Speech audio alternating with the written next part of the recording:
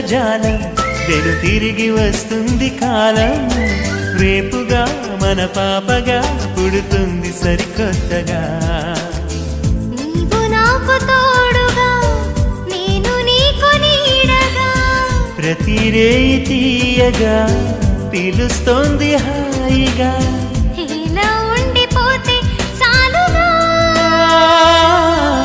నువ్వంటే నాకిష్టమని అన్నది నా ప్రతి శ్వాస